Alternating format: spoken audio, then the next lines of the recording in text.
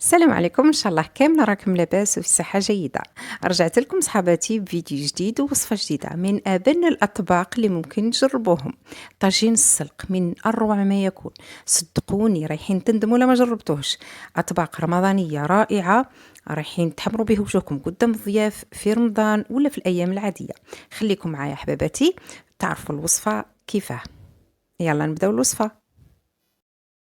عندي هنا جبت الربطة تاع السلق، بعد ما نقيتها غسلتها ورقة ورقة، نظفتها بيان، خليتها نشفت من الماء ولا قطرة ملح. شوفي نجيب نقصها ولا نقطعها هكا مرسوات صغار كيما نديرو المعدنوس والدبشة، ما لازمش نديروها كبار.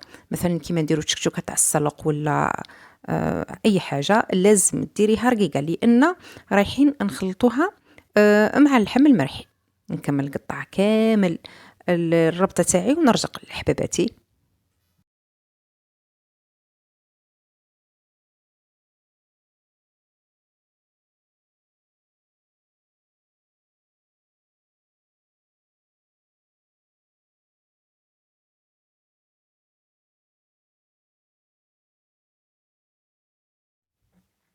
كملت كامل الربطة وزدت شوي، في الأول جاتني شوية في عيني قليل.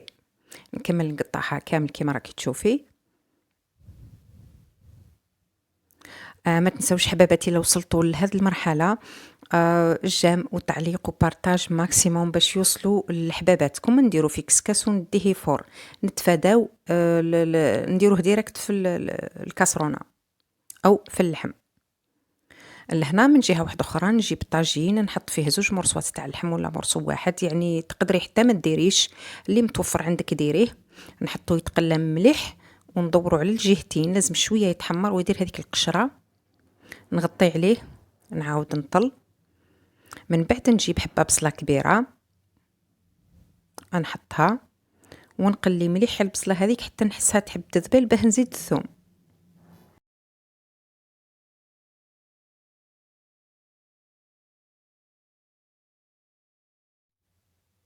من بعد ندير سنة كبيرة تاع ثوم ولا ندير زوج سنات، يعني حسب ما بغيتي الثوم. ونكمل حبيبتي نقلي مليح اللحم كيما قلت لكم. هذو الطواجن لازم تقلي مليح الطبق الكسرونه تاعك ولا الكوكوط ولا اي حاجه طيبي فيها. نغطيه ونخليه كيما راكي تشوفي يذبال، ثم باه نزيد الملح حسب الذوق وحسب الرغبه. التوابل انا دائما نشتي نحب نديرهم في الاطباق البيضاء، توابل دجاج وزنجبيل، ودرت شويه كركم على راس المغرف غير باش تمد لي الطعم واللون برك. درت قليل بزاف لانه هذا اللي عندي شويه قوي وجديد. نكمل نقلي.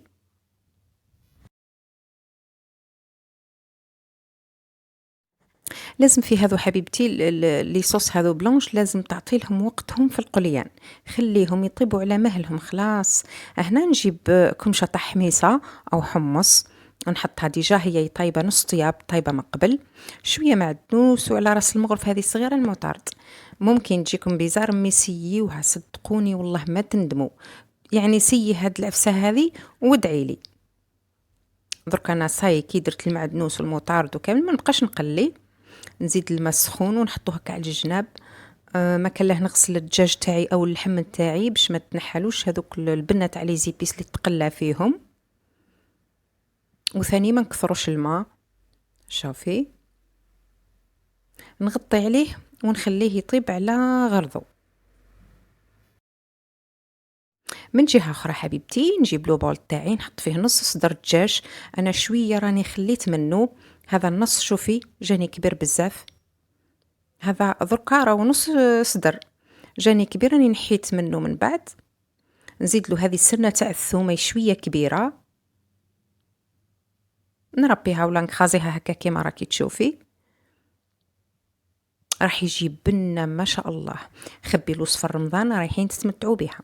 من هذيك البصله اللي رحيتها في الاشوار ما ننساوش، راني قلت لكم اني عصرتها من الماء، نحيت لها الماء خلاص.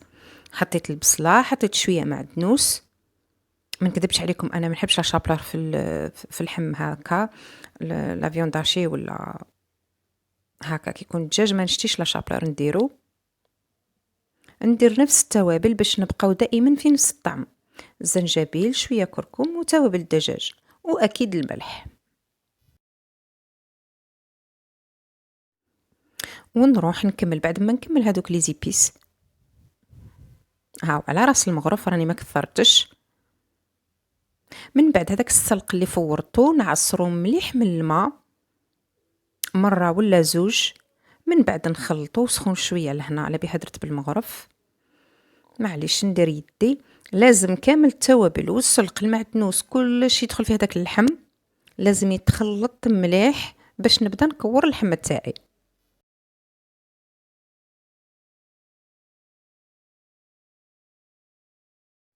هاوليك شوفوا ما شاء الله، نص صدر الدجاج كيفاه مع السلق وكامل، شوفي كيفاه ولا جاني بزاف البنات حتى نقصت منه. معليش. من بعد نجيب شويه نعاون بشويه زيت، ندهن يديا بشويه زيت وندير هذوك لي بول تاع اللحم او تاع الدجاج تاعنا. نديرهم انا في هاد الطاجين نحبهم شويه كبار. ندور الحبات تاعي ونحطهم داير ساير كما راكي تشوفي. نكمل كامل الحبات ونرجع لكم حبيبتي.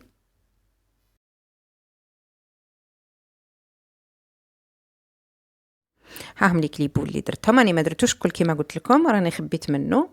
من بعد ما طاب لي الدجاج تقريبا 90%. شوفي لاصوص خثارت ونقصت شويه. نزيد هذوك لي بول تاعي ونحطهم واحد 20 دقيقه، نغطي عليهم على نار هاديه ونخليهم يتجمروا مليح ونرجع لحبيباتي.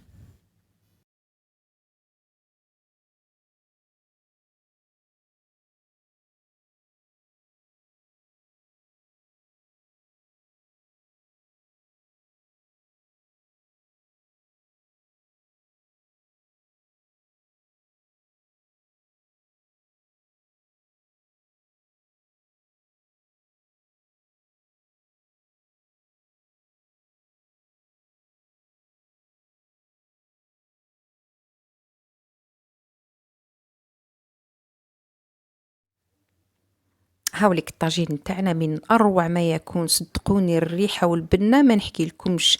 خبيو الوصفه رمضان هايله وزاكيه وتوكل اشخاص بزاف ما شاء الله. ان شاء الله حبيباتي تعجبكم الوصفه، تسيوها وتنجحوا فيها، والسلام عليكم ورحمه الله تعالى وبركاته.